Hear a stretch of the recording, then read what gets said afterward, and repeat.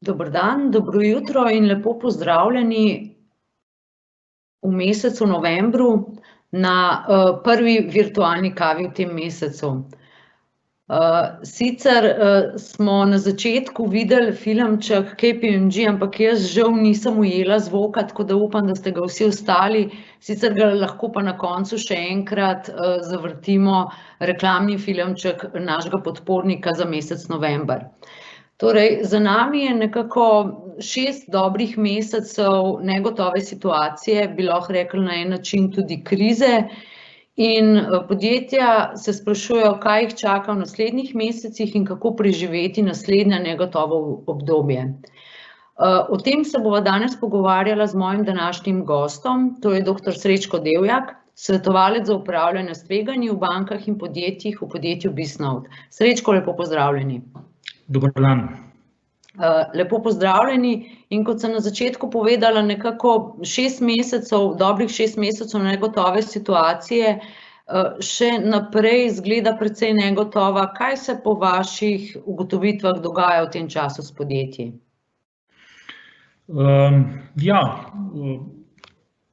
Mislim, da je ena ključna ugotovitev pač ta, da je na spomlad prišlo jaz mislim, da celotno gospodarsko skupnost do presenečenja, ne.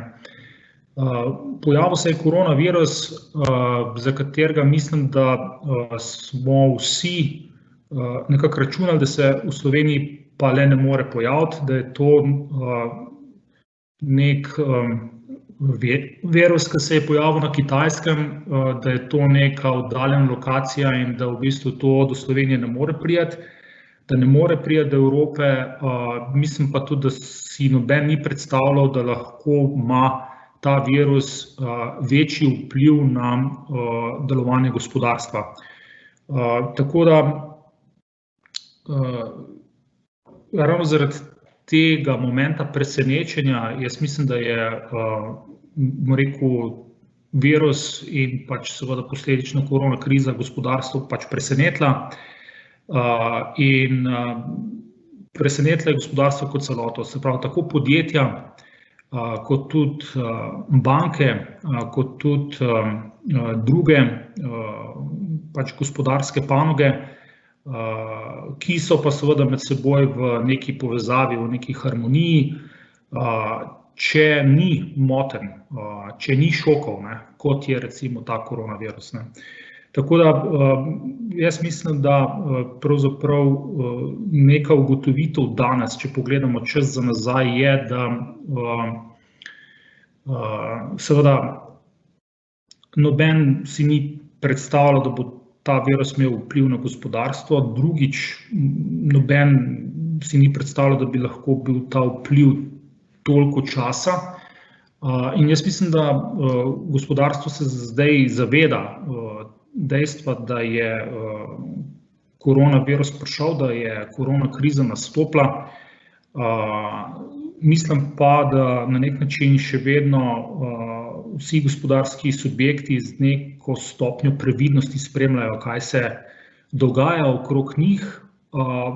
Pa jaz mislim, da v bistvu tudi vsi še zmeraj nekako upajo, da vpliva koronavirusa, da večjega vpliva ali pa dodatnega vpliva koronavirusa na gospodarstvo ne bo. Jaz bi tako nekako povzel dosedanje dogajanje. Hvala, Srečko. Jaz bi samo spodbudila današnje gledalce in poslušalce, da lahko v chatu dodajo svoje vprašanja, midva jih bova kar vmes že skušala na njih odgovoriti ali pa na koncu, odvisno, kam se bojo vsebinsko nanašala.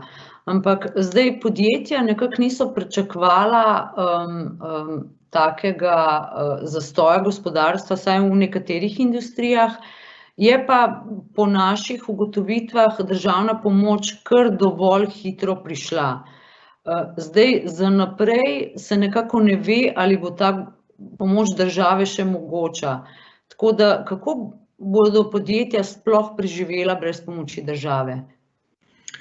Ja, to je tako, se mi zdi, zelo dobro vprašanje, sploh za ta čas, ne.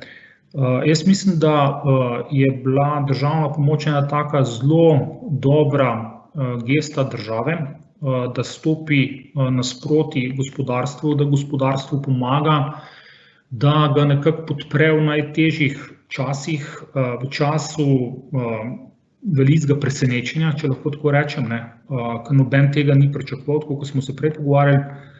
Ampak jaz mislim, da je potrebno miselnost spremeniti v gospodarstvu. Spremeniti jo je treba pa v tej smeri, da vsako podjetje mora najprej poskrbeti za samega sebe. Vsako podjetje mora začeti razmišljati o tem, ali lahko preživi nek šok, neko krizo, nek stres. Najprej samo kot individuum, brez državne pomoči, ker državna pomoč, tako kot ste lepo rekli, na spomladi je bila na razpolago podjetjem. In kot vsi vemo, je bilo veliko različnih oblik državne pomoči. Nekateri ukrepi so zaživeli v večji meri, nekateri v manjši meri. Ne glede na to, so bili pri podjetjih dobro sprejeti. Jaz mislim, da je to bil nek bonus podjetjem tudi v smislu časa. V smislu, da je bila pač marca epidemija razglašena, nastopil je šok, s tem se je bilo treba spopasti, država je pristopila podjetjem na pomoč in tako, kot ste na začetku povzeli, v tej naši novi realnosti nekako živimo 6 mesecev in ta čas je bil na razpolago podjetjem tudi zato, da premislijo, kaj spremeniti, pa kako ravnati v prihodnje, da se ne bi znova znajdla v podobnem negotovem položaju in že spet nekako na enak način kot spomladi čakala na pomoč države. Jaz mislim, da do danes so podjetja lahko teh 6 mesecev izkoristila tudi na ta način, da se reorganizirajo, da spremenijo svoj način funkcioniranja, da spremenijo svoj način odnosa do tveganja. In v bistvu nekako se postavijo zdaj pred jesenskim drugim valom v boljši položaj. Ker jaz mislim, da če smo dovolj pozorno poslušali infektologe pa epidemiologe, smo nekako lahko razbrali, da je prisotnost tega virusa močno odvisna od pojava cepiva. In dokler tega ne bo, je to še vedno neka nevarnost, ki bo grozila gospodarstvu z omejevanjem in tako naprej. Skratka, pomembno je, da podjetja spremenijo način razmišljanja tako, da postanejo bolj samozadostna, da skrbijo bolj sama za sebe v prvi vrsti in šele potem je smiselno razmišljati ali pa si želeti pomoči države. Najprej pa vsak poskrbi za sebe. Zdaj ste nekako, Srečko, že kar odgovorili na moje naslednje vprašanje, zdaj glede na to, da je bila situacija marca nekako presenečenje, ujela je gospodarstvo, podjetja nepripravljena, zdaj vseeno vsaj malo vemo, kaj lahko pričakujemo, sicer upamo, da ne na najhujše, ampak v podjetju Bisnote ste pa tudi razvili eno posebno orodje, čas preživetja, s katerim lahko izračunate pa za poslovne partnerje čas preživetja in zmanjšate likvidnostna tveganja v podjetju. Nam lahko to na kratko predstavite, to orodje, pa tudi poveste, katere parametre tukaj uporabljate pri tem izračunu? Tako je. Na Bisnote smo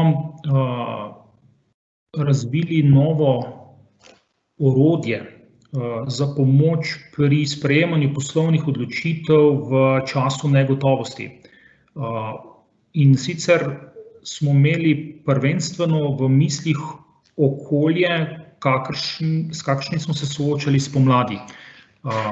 To pa je, da je zaradi pač pojava koronavirusa prišlo do določenih ukrepov za zajezitev širjenja okužbe s tem virusom in seveda posledično za pomoč gospodarstvu. Torej, spomladi smo lahko videli, da je država omejila poslovanje določenim dejavnostim in vidimo, da se v bistvu to zdaj ponavlja v podobni meri, ne.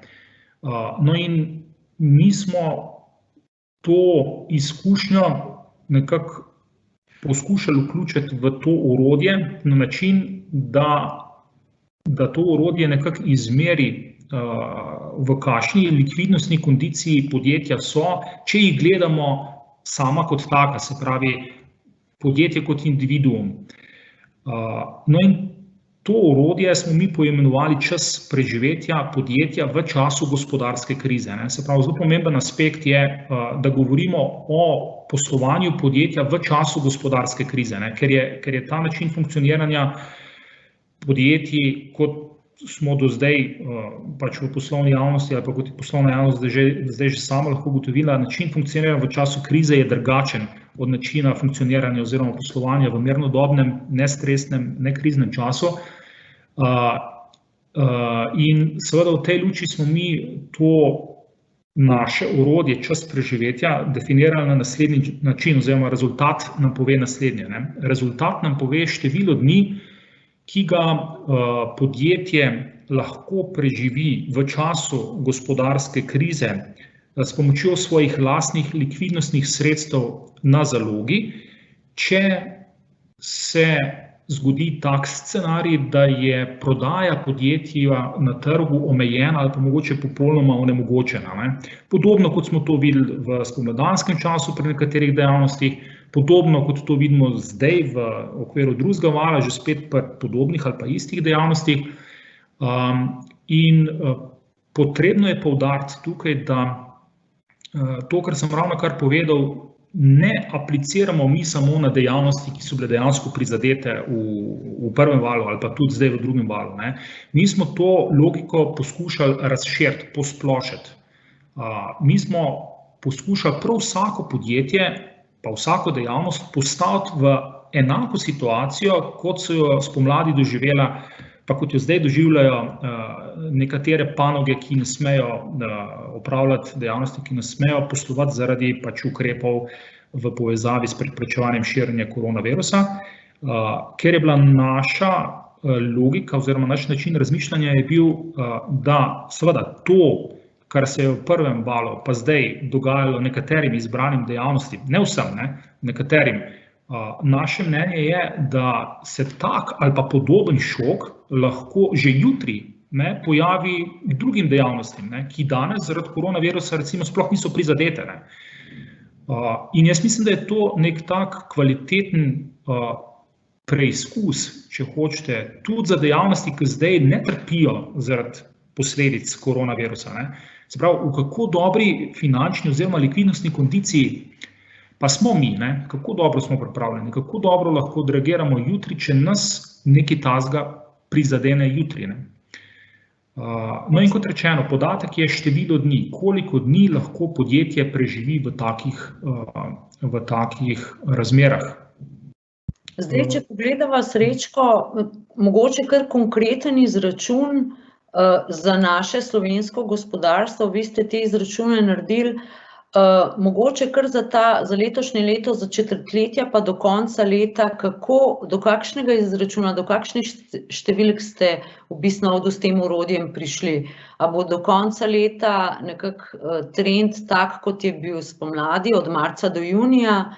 Do kakšnih ugotovitev ste tukaj prišli? Ja, mi smo s pomočjo te metrike, o kateri smo ravnokar govorili, smo izračunali rezultate na nivoju celotnega gospodarstva. Za 3 časovne preseke, mi smo prvi izračun naredili za marec letošnjega leta, tik preden je bila epidemija razglašena.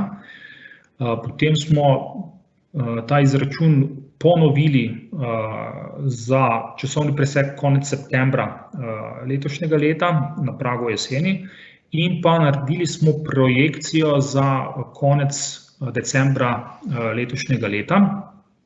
In rezultati so pokazali naslednje, ne, da je na začetku korona krize, se pravi na začetku prvega vala, je bil povprečen čas preživetja slovenskega gospodarstva 151 dni.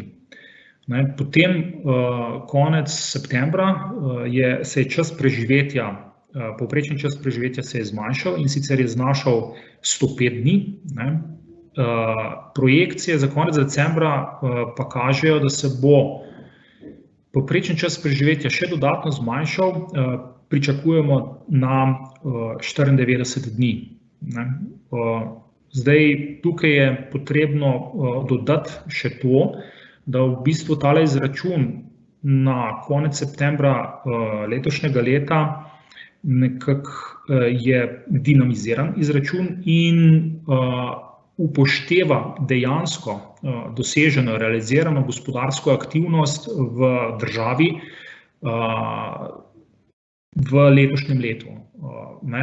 Se pravi, gre za izračun, kjer smo v bistvu upoštevali gibanje dodane vrednosti oziroma bruto domačega proizvoda po dejavnostih tekom letošnjega leta in zato v bistvu ta izračun na čas 30.9. letos upošteva dvoje.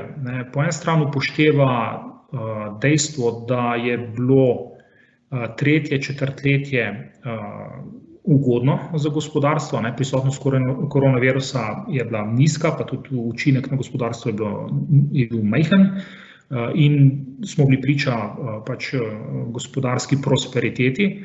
Po drugi strani pa ta isti rezultat upošteva tudi učinke državne pomoči.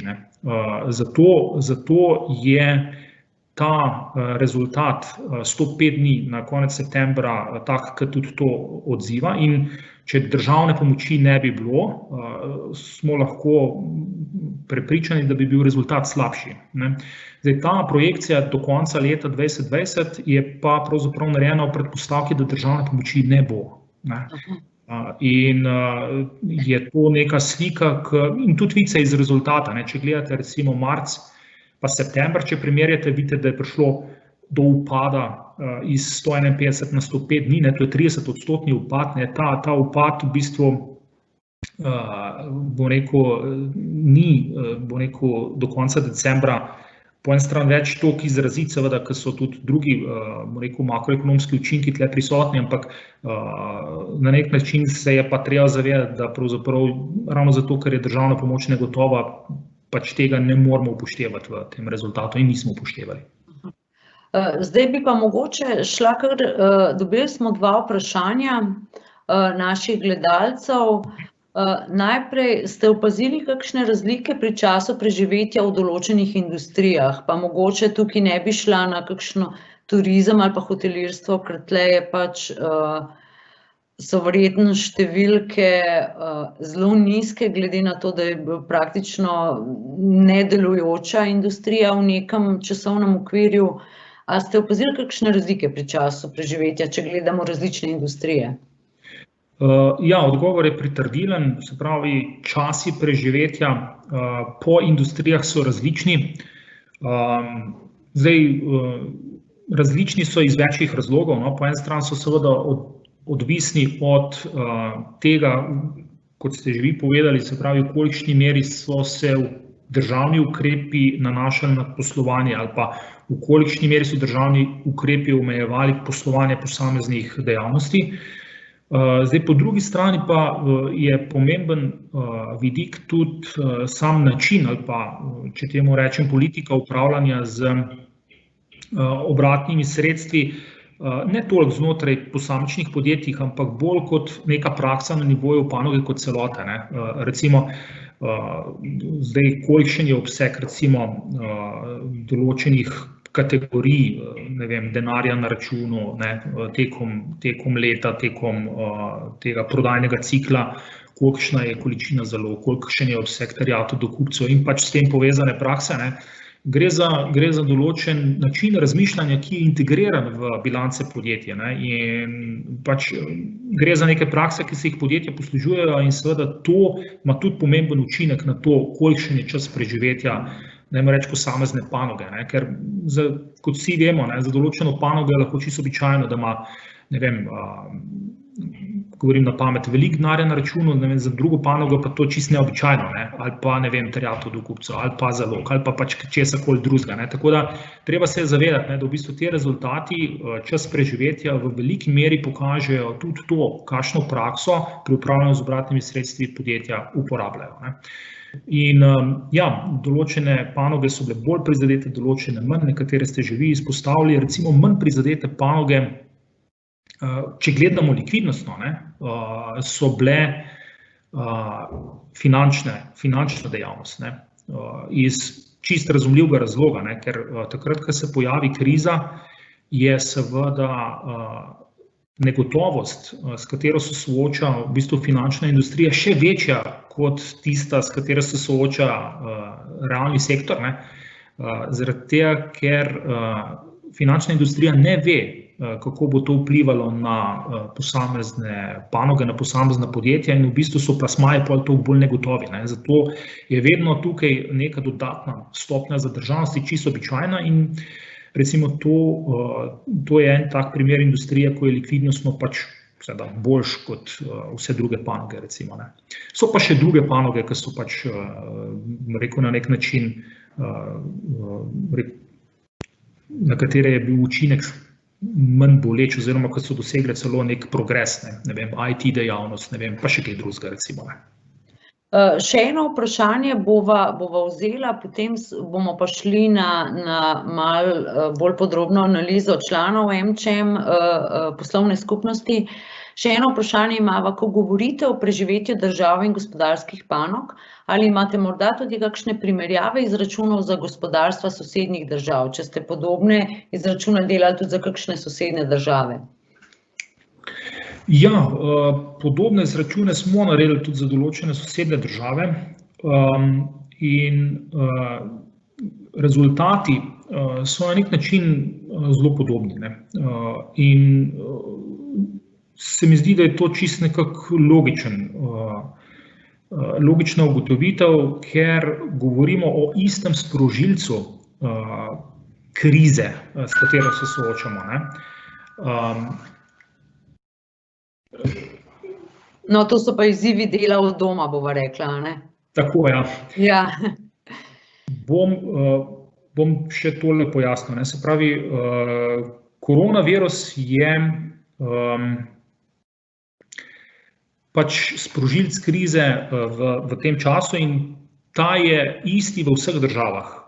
Se pravi, mi v Sloveniji se soočamo z koronavirusom in tudi druge države se soočajo s koronavirusom in dejavnosti so pa po načinu delovanja, funkcioniranja, pa če hočete nekih praks, ki se uporabljajo pri upravljanju z bilancami podjetij, pri načinu poslovanja in tako naprej, so pa že spet podobne, ne. Tako da v bistvu z tega vidika je logična ugotovitev, ne, da je učinek koronavirusa, ki je en pa isti koronavirus in je to isti sprožilec krize v vseh državah, da je tudi učinek na panoge pač primerljiv, podoben, ne. Tako da v bistvu na tej osnovi nekako smo zaključili, da je razumljivo in logično, da vidimo podobne rezultate pač tudi po drugih državah.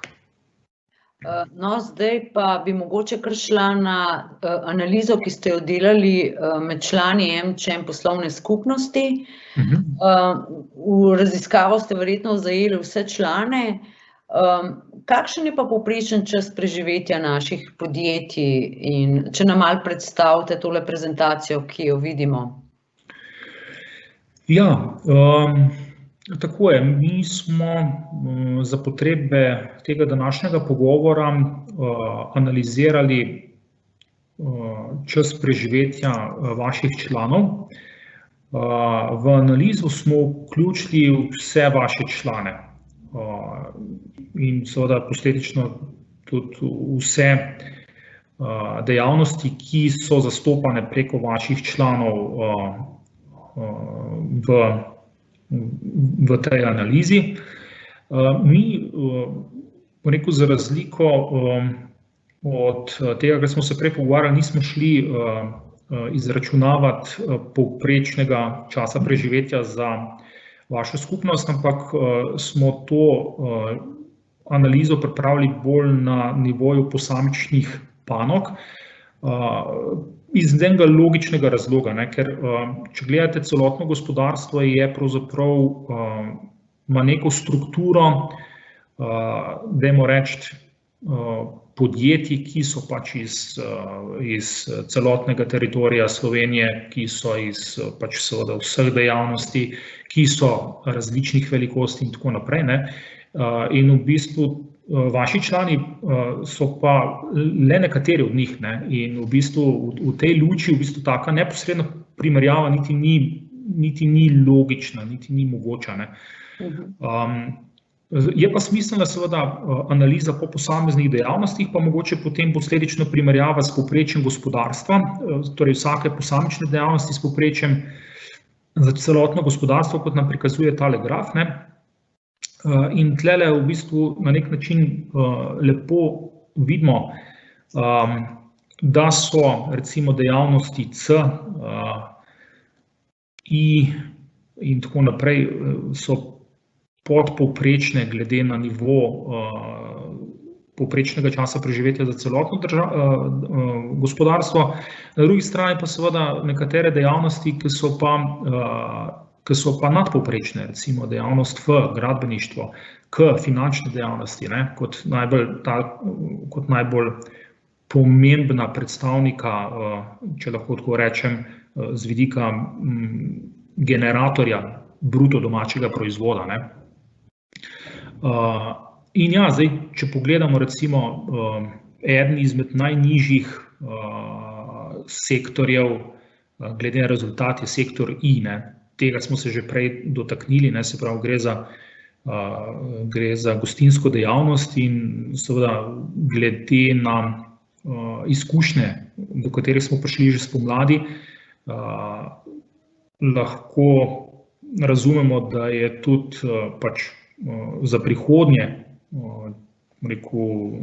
delovanje te panoge bo težko in razumljivo je, da je povprečen čas preživetja za to dejavnost tudi v okviru tega izračuna pač nizek.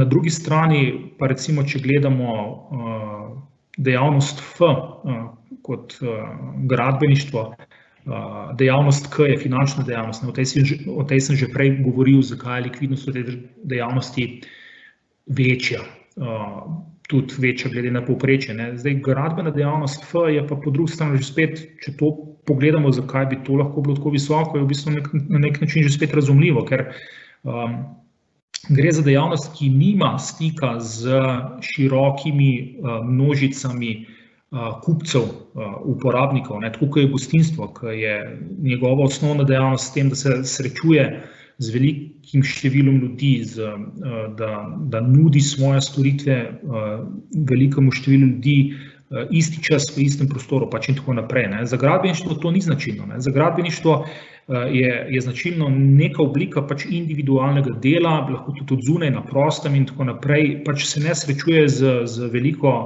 velikim številom ljudi in zaradi tega je v bistvu njen način delovanja te panoge drugačen in ga ta korona kriza ni prizadela in posledično seveda delovanje ni bilo omejeno in seveda končni rezultat pa vidimo na tem grafu, da je dejavnost likvidnostno močna.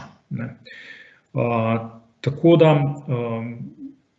recimo zanimivo je tudi pač to, da določenih dejavnosti pa med vašimi člani ni, recimo dejavnosti A, B, ni, zato tlele recimo vidimo, ni nobenega stolpca, ni rezultata.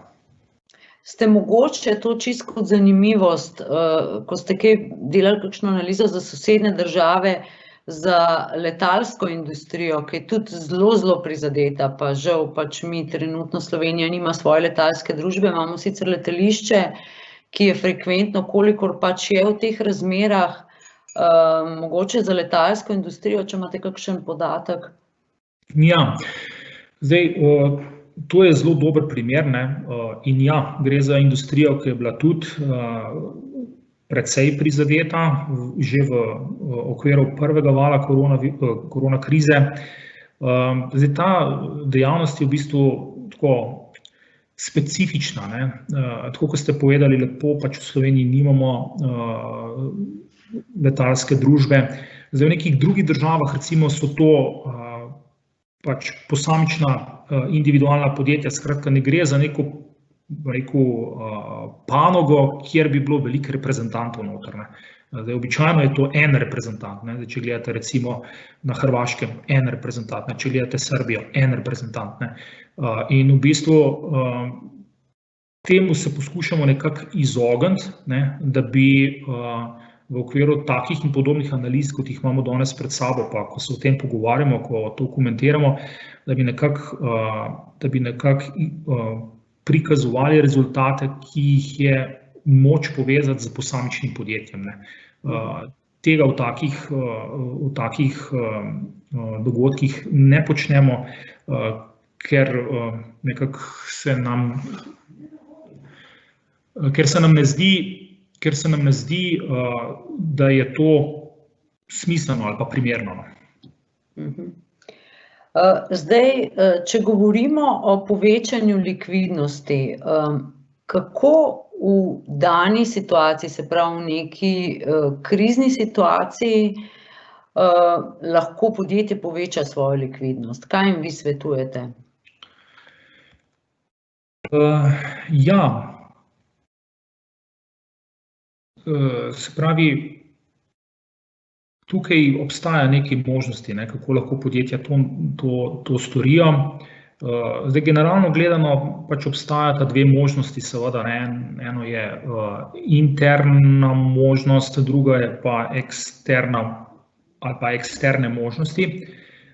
Zdaj, interne možnosti so seveda lastni viri, kako lahko podjetje pač generira likvidnost, seveda, da bi to lahko naredilo, je potrebno generiranje denarnega toka, ne. To preko denarnega toka seveda možno na ta način, da seveda je podjetje zelo previdno pa pozorno, kako ta denarni tok, ki ga ustvarja, v bistvu razporeja, ne. Zdaj, če podjetje ugotovi, da je prišlo v čas krize, da so razmere negotove, ne, je seveda nujno potrebno nekako razmisliti, kje so tiste aktivnosti, ki jih bo podjetje še naprej izvajalo in za katere bo uporabljalo denarni tok in seveda likvidnost, kjer so pa v bistvu tiste aktivnosti, ki niso nujno potrebne za delovanje podjetja. Ne vem, podjetje bo znalo vsako pri sebi v bistvu razmisliti, ne vem, mogoče je treba kratkoročno se odreči nekaterim drugim aktivnostim, ki so porabniki likvidnosti, pa niso nujno potrebna za to, da podjetje zdaj ta krizni čas preživi, ne. Mogoče je težko navajati kakšne primere, pa tudi mogoče je to po industrijah različno, ampak na vsak način ločiti tisto, kar je nujno, od tistega, kar ni nujno, ne, in na ta način v bistvu prenos neke likvidnosti iz nenujnih stvari v nujna področja. Zdaj, če pa gledamo v bistvu zadevo še širše in poskušamo razmišljati še o eksternih virih, kar se mi zdi, da je zelo koristno, je pa seveda tle po eni strani pametno upoštevati izkušnje iz prvega vala, recimo, kot vemo, v prvem valu, pa dobro, do določene mere tudi zdaj je bilo omejeno gibanje tudi v tem smislu, da recimo na banke ni bilo enostavno priti na sestanek, na obisk, na pogovor, ne. In zdaj za nekatera podjetja recimo niso uporabljala kreditne linije kot nekega razširjenega bančnega produkta za dostop do likvidnosti, ne. In vsa tista podjetja, ki so kreditno linijo imela, recimo, če gledamo spomladanski čas, je bila njena uporaba, ne, v času krize relativno preprosta, ne. Se pravi, razmerje med banko in podjetjem je dogovorjeno, ne. Gre za nek manevrski prostor, ki ga podjetje lahko uporablja in to lahko počne online, ne. Zdaj, če pa ti tega nimaš dogovorjenega, ne, potem moraš to najprej vzpostaviti, ne, kar pomeni, da je v bistvu iz, bom rekel, nekih previdnostnih ali pa racionalnih razlogov smiselno ta inštrumentarij pač si vzpostaviti, ne glede na to, ali ga zdaj v tem trenutku res nujno rabiš ali ne. Če ga lahko dobiš, je fino to vzpostaviti, ne, zato da ko bo prišel čas, če bo to tako, da bo to potrebno, ne, je potem uporaba možna preko online in tle več ni nekih zadržkov. Ne. In ta poseg po tem inštrumentu je seveda dosti bolj, logičen kot recimo nek drug bančni produkt, recimo likvidnostno posojilo, zelo podobno, ampak vendarle je različno, ne. Že spet neka pot, kako lahko podjetje pride do nekih likvidnostnih sredstev in jih na razpolago, če jih bo želelo pač uporabiti, ker takrat, ko bo prišlo do zaostrene situacije, bo seveda to na nek način težje, čisto logistično, tako kot smo se prej pogovarjali, po drugi strani pa pač tudi možno, da takrat, ko bo to podjetje pač potrebovalo, bodisi bodo možnosti za to pridobiti manjše in tako naprej. Skratka, jaz mislim, da je neka pametna pot v podjetniškem razmišljanju ta, da si podjetje vzpostavi nek sistem, da najprej, kot sem prej povedal, razmisli pri sebi, kaj je nujno za izdatke imeti, pa kaj ne. Po drugi strani pa pač ta eksterni inštrumentarij, da si podjetje vzpostavi, da bo lahko po njem poseglo, če bo to potrebno. Ampak zdaj, če je podjetje v situaciji, ko ima pač določene poslovne partnerje in za enega od partnerjev ali pa za več njih ugotovi, da pač je v likvidnostnih težavah. Vem, da je na to tako z enim odgovorom težko odgovoriti, ampak mogoče pa vseeno, kako se lahko podjetje odloči in na podlagi česa ali še poslovati naprej s takšnim partnerjem?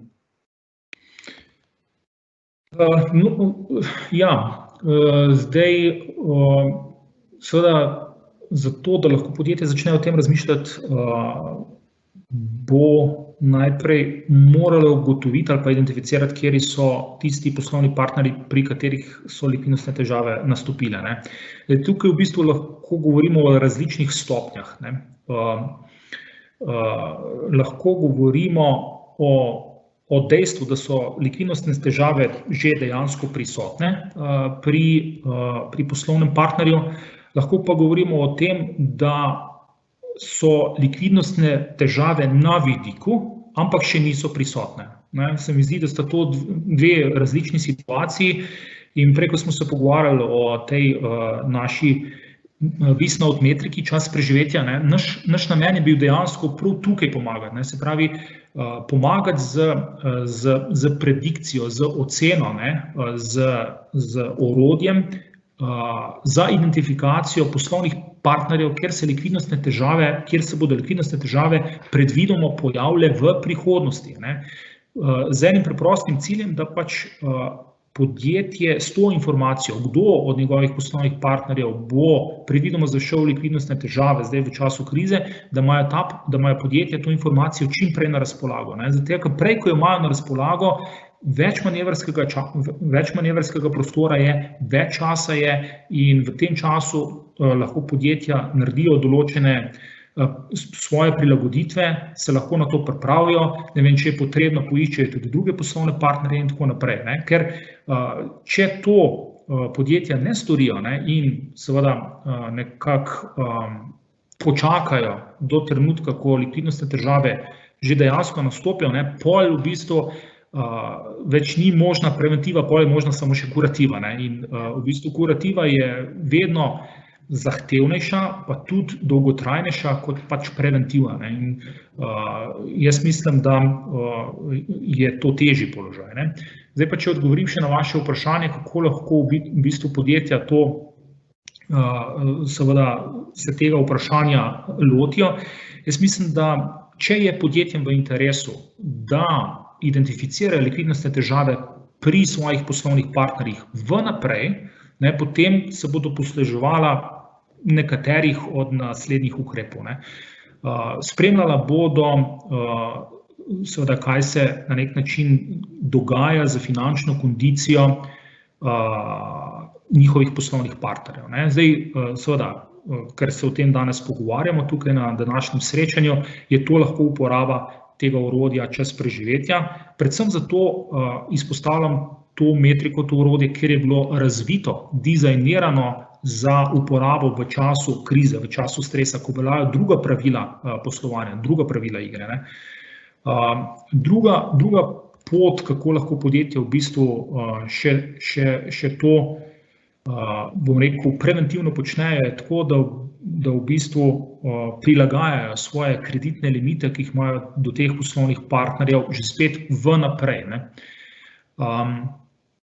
Potem, če ugotovijo podjetja, da bodo njihovi poslovni partnerji predvidoma zašli v likvidnostne težave, se lahko poslužijo recimo avansnega poslovanja, ne, in to recimo v okviru prvega vala smo mi na BizNote nekako slišali kar za nekaj takih primerov, ne, da so določena podjetja pač začela uporabljati avansni način finančnega poslovanja, ne, brez nekih, torej ne nujno pogojeno z nekimi konkretnimi ugotovitvami že, da je šlo kaj narobe, ne, pač iz previdnostnih razlogov, ne.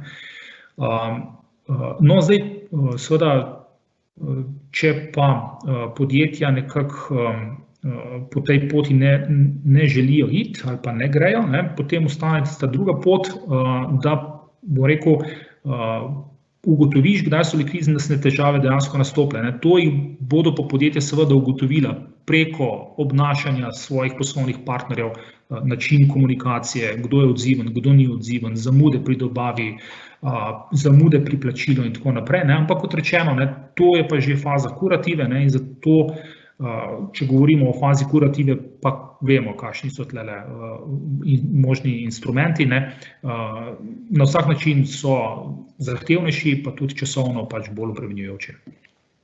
Zdaj, kar na nekaj vprašanj žal ne bova mogla odgovoriti, ker so že zelo pri koncu, še 2 minuti nama je ostalo, tako hitro je šel čas, kljub resnosti teme, ampak vseeno se trudimo, da poskušamo dati našim poslušalcem in seveda podjetjem neke rešitve, da pač iz te situacije izidejo kot zmagovalci. Srečko, ali mogoče še tole stresno bonitetno oceno MČM članov, kaj pokomentirate, še kaj dodate, potem bi pa mogoče samo še par zaključnih misli za konec delila. Ja, seveda. Zdaj, stresna bonitetna ocena je pa ta drugo orodje, ki smo ga na BizNote razvili za potrebe poslovnega odločanja v času gospodarske krize. Stresna bonitetna ocena nam pove, kakšna bi bila bonitetna ocena naših poslovnih partnerjev, če bi se zgodil nek krizni scenarij.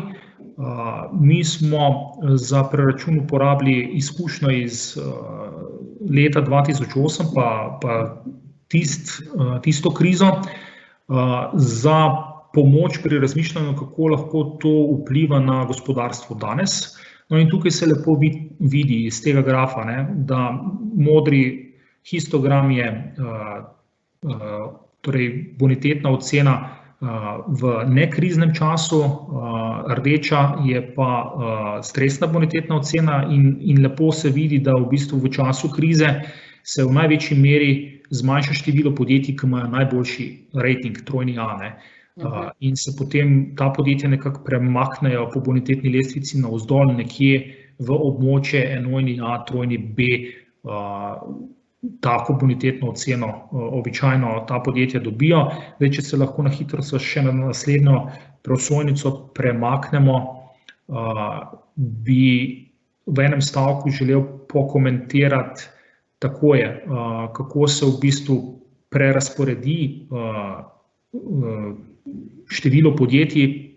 Poglejte, v trojnem A-ju, takih, ki so trojni A, ki so najboljša podjetja, tudi v času krize jih bo predvidoma 71%, in to so vaši člani, ne, ostalo trojni A, ne. 21% jih bo predvidoma postalo dvojni A, 7% enojni A in to je pač velika gnojnina, ne. Samo 1% bo šel v trojni B, noben pa predvidoma ne nižje, ne. Kar dokazuje, da so vaši člani podjetja z čvrstimi bilancami, močno kapitalizirana, velika, pač najboljša podjetja, in to se iz tega pač grafa oziroma te matrike pač lepo vidi. No, to je pa prav za polepšanje tega lepega sončnega dne in še vikenda zraven in še za naprej. To je pa res dobro slišati. Mogoče Srečko, hvala za tole, hvala za analizo, ki jo je Biznote naredil za MČEM člane. A bi za konec mogoče še kakšne ključne točke želeli deliti z nami, pa mogoče, če moja kolegica Katja pa kar deli še zadnji slajd. Ja, se pravi, jaz bi v tem sklepnem delu pač ponovno izpostavil, da naj se podjetja ne zanašajo toliko na izkušnjo iz spomladanskega časa, predvsem zato, ker je v spomladanskem času, tako kot smo se danes pogovarjali, bila na razpolago državna pomoč v različnih oblikah in prav ta državna pomoč je v bistvu na nek način zameglila tako nevarnosti kot učinke, ki jih je koronavirus in koronakriza v bistvu prinesla. Zdaj, nismo videli tako grobe slike, kot bi jo videli, če državna pomoč ne bi bila na razpolago. Kot smo se pogovarjali, druga pomembna točka, jaz mislim, da se morajo podjetja zavedati, da se morajo v prvi vrsti zanesti sama na sebe. Se pravi, vzpostaviti morajo tak način poslovanja in tak način funkcioniranja, da bodo v čim večji možni meri samozadostna, ne da bodo računala na pomoč od odzunaj. To ne sme biti nek način razmišljanja pri tem, ko gradite svoje bilance, ko gradite svoje poslovne odnose in ko razmišljate o poslovnih potezah. Kar v bistvu opažamo tudi pri pogovorih z nekaterimi podjetji v poslovnem okolju v Sloveniji, je, da se je pač začel čas, ko podjetja razmišljajo o tem, kateri izdatki so res nujni, pa kateri niso, tako kot smo prej govorili, v bistvu tle nekako poskušajo ustvariti neko likvidnostno rezervo. Zdaj, tukaj se mi zdi zelo pomembno poudariti, da naj podjetja dobro razmislijo, kaj dejansko rabijo za kvalitetno poslovno odločanje, se pravi, potrebne so informacije, in jaz mislim, da je zelo pomembno, da si podjetja ne zaprejo informacijskih kanalov, po katerih dobivajo podatke, sveže podatke o poslovanju poslovnih partnerjev, o dogajanju v poslovnih okoljih, in da je to področje, ki v tem smislu, kot smo se danes pogovarjali, ni primerno za varčevanje. In kot pač zadnja točka, seveda v tem času bolj kot kadarkoli predlagamo podjetjem, da pozorno spremljajo svoje poslovne partnerje in da se zavedajo, da je zdaj to okolje, čas krize, čas stresa je specifično, je težje, je bolj zahtevno in temu ustrezno pač je potrebno prilagoditi tudi način upravljanja s tveganji, način poslovnega odločanja in pa pač pridobiti informacije v čim večjem obsegu čim prej, ker imajo v času krize to ima še večjo vrednost, ima še večjo težo. Super. Srečko, najlepša hvala in naj samo rečem, da nas čaka sicer nekaj negotovih mesecev, ampak čez nekaj mesecev pride pomlad in takrat se lahko nadejamo že bolj pozitivnega, tudi kar se tiče v smeri cepiv. In mislim, da bo takrat spet kakšna priložnost, da se spet takole srečamo ob virtualni kavi in pogledamo, kakšne bodo pa takrat številke. Tako da, Srečko, jaz bi se vam res lepo zahvalila za današnji pogovor in seveda še enkrat najlepša hvala tudi podporniku novembrskih virtualnih kav, podjetju KPMG.